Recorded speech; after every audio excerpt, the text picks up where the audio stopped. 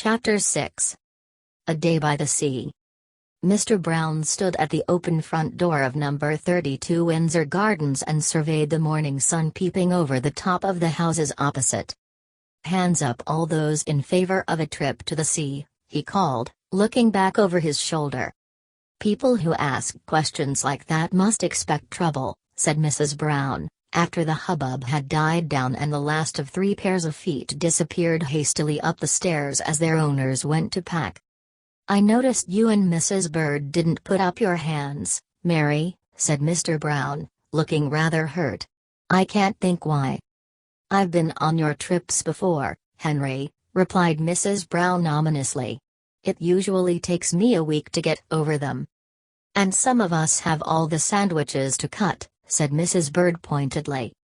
"Sandwiches?" echoed Mr. Brown. "Who said anything about taking sandwiches?"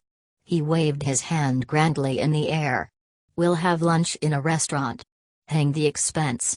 It's a long time since we had a day out." "Well," said Mrs. Brown doubtfully. "Don't say I didn't warn you." Anything else she might have been about to say was lost as another clatter of pounding feet heralded the arrival back downstairs of Jonathan, Judy and Paddington together with all their belongings. Paddington in particular seemed to be very well laden. Apart from his suitcase and hat, which he was wearing as usual, he was also carrying his special seaside straw hat, a beach ball, a rubber bathing ring and a bucket and spade, together with a windmill on the end of a stick, a pair of binoculars and an assortment of maps.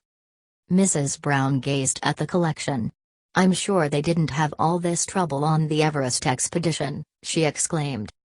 "I don't suppose they took any bears with them," replied Mrs. Bird. "That's why. And I'm quite sure they didn't leave a trail of last year's sand on their stairs before they left." Paddington looked most upset as he peered out from behind his bucket and listened to the remarks. He was a great believer in being prepared for any kind of emergency, and from what he could remember of previous trips to the seaside, all sorts of things could happen and usually did. "Come along everyone," called Mr. Brown, hurriedly coming to his rescue. "If we don't make an early start we shall get caught up in the rush and then we shall never get there. A day at the sea will do us all good. It'll help blow some of the cobwebs out of your whiskers, Paddington." Paddington pricked up his ears. "Blow some of the cobwebs out of my whiskers, Mr. Brown?" he exclaimed, looking even more upset as he followed the others out to the waiting car. While Jonathan, Judy and Mr. Brown packed the equipment into the boot, and Mrs. Brown and Mrs. Bird went upstairs to change, Paddington stood on the front seat of the car and peered anxiously at his face in the driving mirror. There were several pieces of cotton stuck to his whiskers, not to mention some old marmalade and cocoa stains, but he couldn't see any sign of a spider, let alone a cobweb. Paddington was unusually silent on the journey down, and he was still pondering over the matter later that morning when they swept over the brow of a hill and began the long descent towards Brightsea.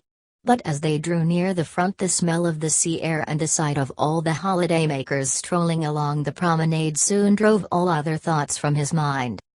Paddington was very keen on outings, especially Mr. Brown's unexpected seaside ones, and he stuck his head out of the front window of the car and peered round excitedly as they drove along the front looking for somewhere to park. "All hands on deck," said Mr. Brown, as he backed the car into a vacant space. "Stand by to unload." Paddington gathered his belongings and jumped out onto the pavement. "I'll find a place on the beach, Mr. Brown," he called eagerly. In the back of the car Mrs. Brown and Mrs. Bird exchanged glances. "I know one thing," said Mrs. Brown, as she helped Mrs. Bird out of the car. "They might not have had any bears with them on the Everest expedition, but at least they had some Sherpas to help with their luggage. Just look at it all." "It won't take a minute, Mary," puffed Mr. Brown from behind a pile of carrier bags. "Where's Paddington? He said he'd find a spot for us." "There he is," said Jonathan, pointing to a patch of sand where 6 stacked chairs were already ranged in a row. "He's talking to that man with the ticket machine." "Oh dear," said Mrs. Brown anxiously. "He looks rather upset." I hope there's nothing wrong. Trust Paddington to get into trouble, said Judy. We haven't been here a minute. The Browns hurried down some steps leading to the beach, and as they did so a familiar voice reached their ears. 30 pence! Exclaimed the voice bitterly. 30 pence just to sit in a deck chair. No, mate, came the voice of the ticket man in reply. It's not 30 pence just to sit in a deck chair. You've got 6 chairs there and they're 5 pence each. 6 fives is 30. Paddington looked more and more upset as he listened to the man's words. He'd felt very pleased with himself when he'd found the pile of chairs beside a patch of clean sand, but almost before he'd had time to arrange them in a row, and certainly before he'd had a chance to test even one of them, the man had appeared as if by magic from behind a beach hut, waving his ticket machine as he pounced on him. 30 pence. He repeated, collapsing into the nearest chair. I know your sort, lectured the man in a loud voice as he looked around and addressed the rest of the beach. You sit down in them chairs and pretend you're asleep when I comes round for the money. Or else you say your tickets ave blowed away. Your sort cost the corporation hundreds of pounds a year. The man's voice trailed away as a muffled cry came from somewhere near his feet. Air, he exclaimed, as he bent down and stared at a heaving mass of striped canvas. What's happened? Help! Came the muffled voice again. Dear, oh dear, said the man as he disentangled Paddington from the chair. You couldn't have had your back strut properly adjusted. My back strut! Exclaimed Paddington, sitting up. That's right, said the man. You're supposed to fit it into the slots, not just rest it on the side. No wonder it collapsed. Paddington gave the man a hard stare as he scrambled to his feet and undid his suitcase. 5 pence seemed a lot to pay just to sit in a chair at the best of times, but when it didn't even have any instructions and collapsed into the bargain, words failed him. Instructions? Echoed the man, as he took Paddington's money and rang up 6 tickets.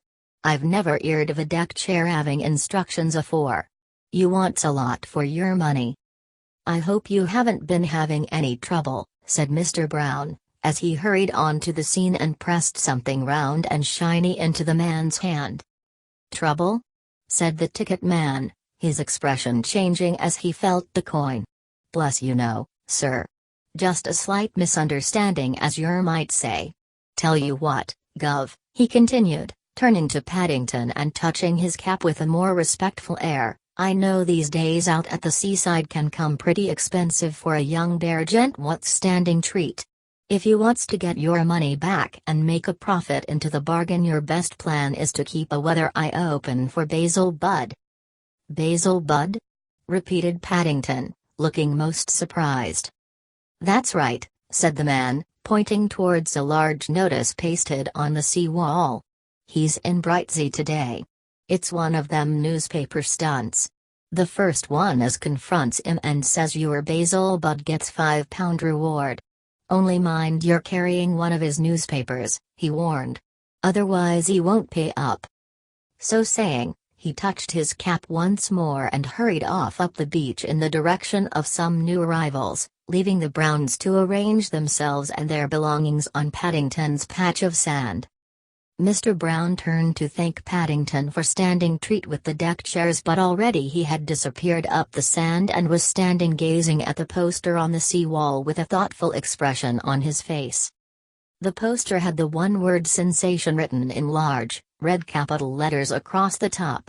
Underneath was a picture of a man in a trilby hat, followed by the announcement that Basil Budd of the Daily Globe was in town. The smaller print which followed went on to explain all that the deck chairman had told them. It took Paddington some while to read all the poster, particularly as he read some of the more interesting bits several times in case he'd made a mistake. But whichever way he read the notice, it seemed that not only was Basil Budd anxious to give away £5 notes to anyone who confronted him, but that his own seaside outing would be ruined if he had so much as one note left at the end of the day. Good heavens! Said Mr. Brown, as he glanced up the beach again. Paddington is lashing out today. He's bought himself a newspaper now. "I pity the person who happens to look anything like Basil Budd," said Mrs. Bird.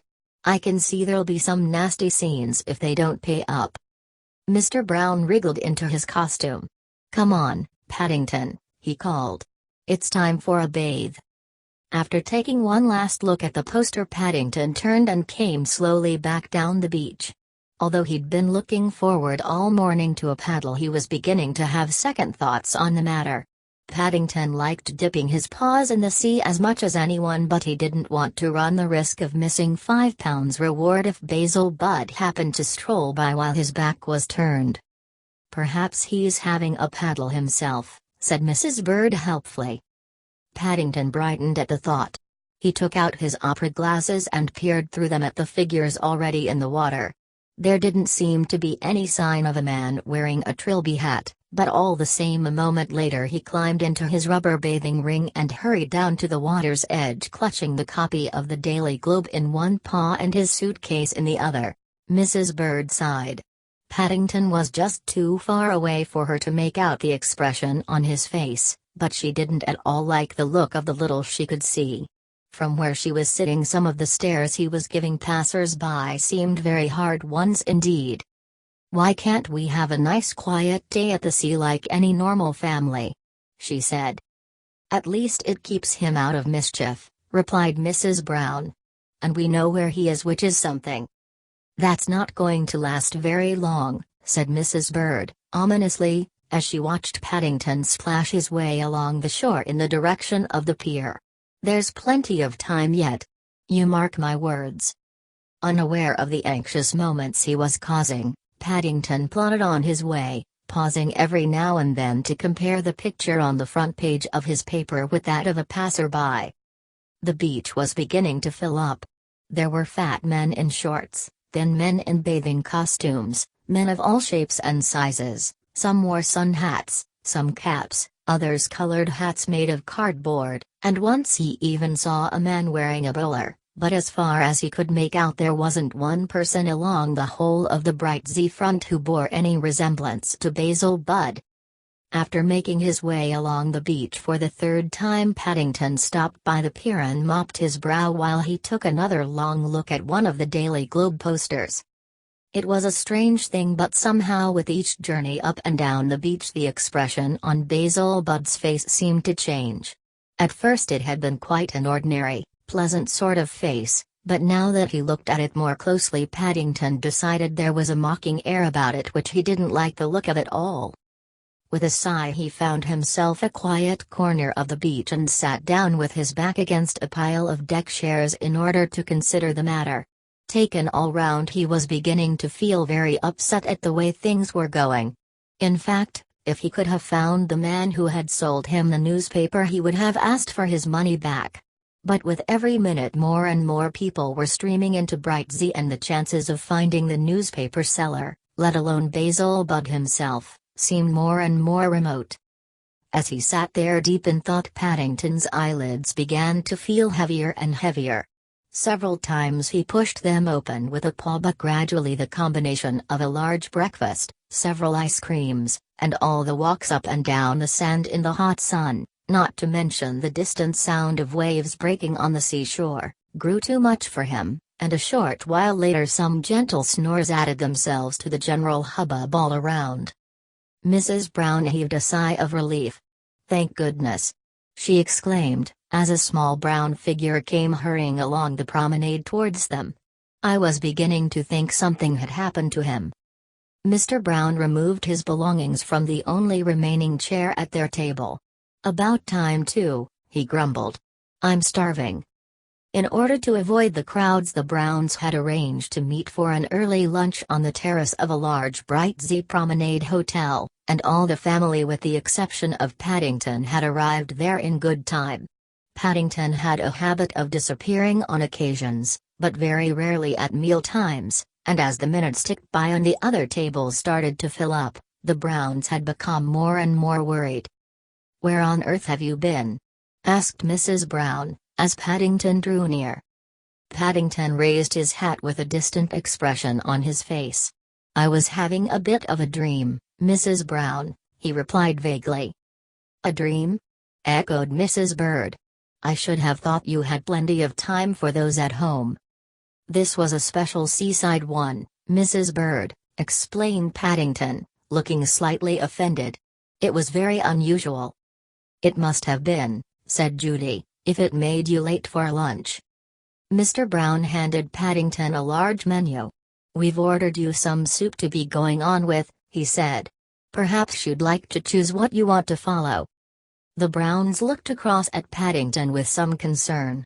He seemed to be acting most strangely. One moment he'd been about to sit down quietly in his chair, the next moment he had jumped up again and was peering through his opera glasses with an air of great excitement. "Is anything the matter?" asked Mr. Brown. Paddington adjusted his glasses. "I think that's Basil Budd," he exclaimed, pointing towards a man at the next table. "Basil Budd?" echoed Mrs. Brown. "But it can't be. He's got a beard." "Basil Budd hasn't," said Jonathan. "I've seen his picture on the posters." Paddington looked even more mysterious.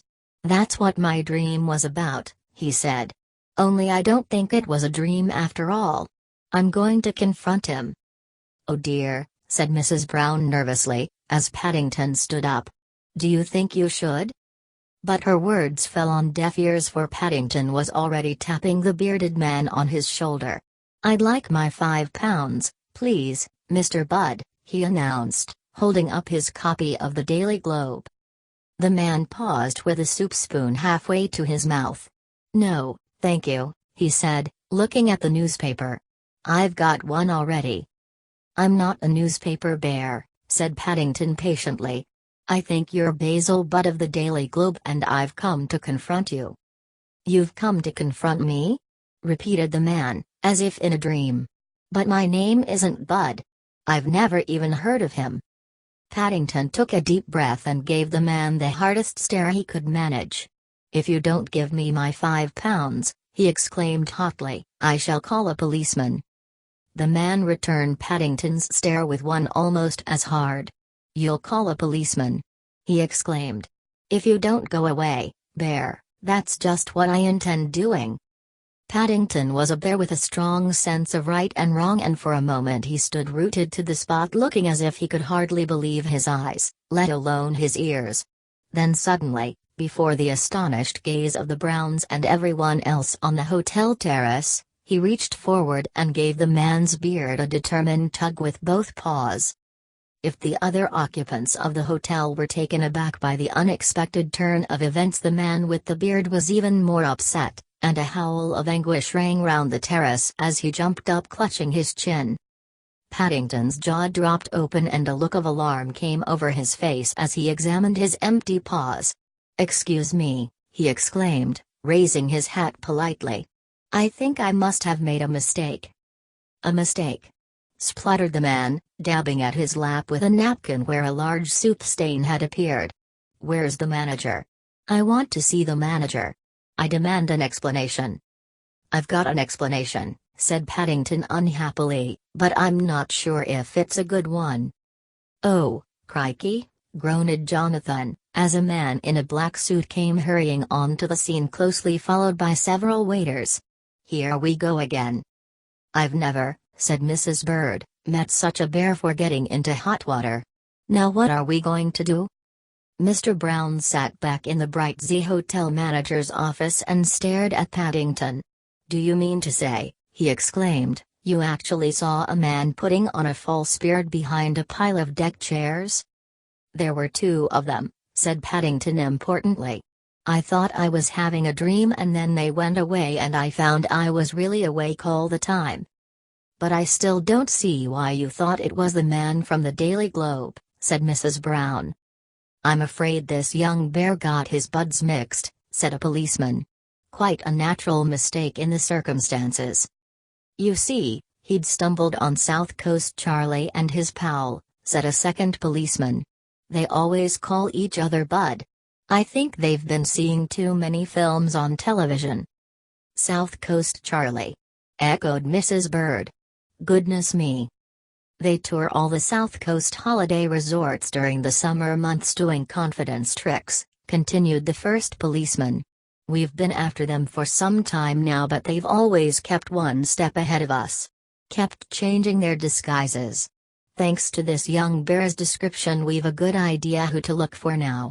In fact, I dare say there'll be some kind of a reward." The Browns looked at one another. After the excitement earlier on, the hotel manager's office seemed remarkably peaceful. Even the man with the beard, now that he had got over his first surprise, looked most impressed by Paddington's explanation. "I've been mistaken for a few people in my time," he said, "but never a Basil Budd, let alone a South Coast Charlie." "Trust Paddington to find someone with a beard sitting at the next table," said Jonathan. The hotel manager coughed. "That's not really so surprising," he said.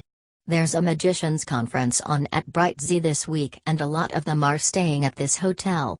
You'll see a good many beards." "Good gracious," said Mrs. Bird, as she looked through the office window. "You're quite right. Look at them all." The others followed the direction of Mrs. Bird's gaze. Now that it had been mentioned, there were beards everywhere.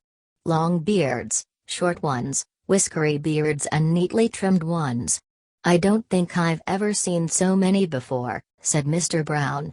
"I suppose that's why South Coast Charlie wore one?" "That's right, sir," said one of the policemen. "It's a good thing this young gentleman didn't try them all. We might have had a very nasty scene on our hands."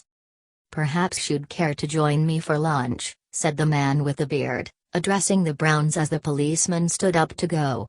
"I'm a magician myself," he continued, turning to Paddington. "The great Umberto. I might even be able to show you a few tricks while we eat." "Thank you very much, Mr. Umberto," said Paddington, as the hotel manager hurried on ahead to reserve a table. "I should like that." Altogether, Paddington was beginning to think it was a very good day out at the sea after all. Although he hadn't managed to win £5 by confronting Basil Budd, he was very keen on tricks, and the prospect of having lunch with a real magician sounded most exciting. Said Mrs. Bird, as she followed the others out onto the hotel terrace. "We may be having lunch with a magician, but I have a feeling that even the great Umberto won't be able to make his meal disappear as quickly as Paddington." Paddington pricked up his ears in agreement as he caught Mrs. Bird's remark. It was already long past his lunchtime, and detective work, especially seaside detective work, used up a lot of energy. "I don't think I shall have many cobwebs left in my whiskers after today, Mr. Brown," he announced amid general agreement, as he sat down at the table to enjoy a well-earned lunch.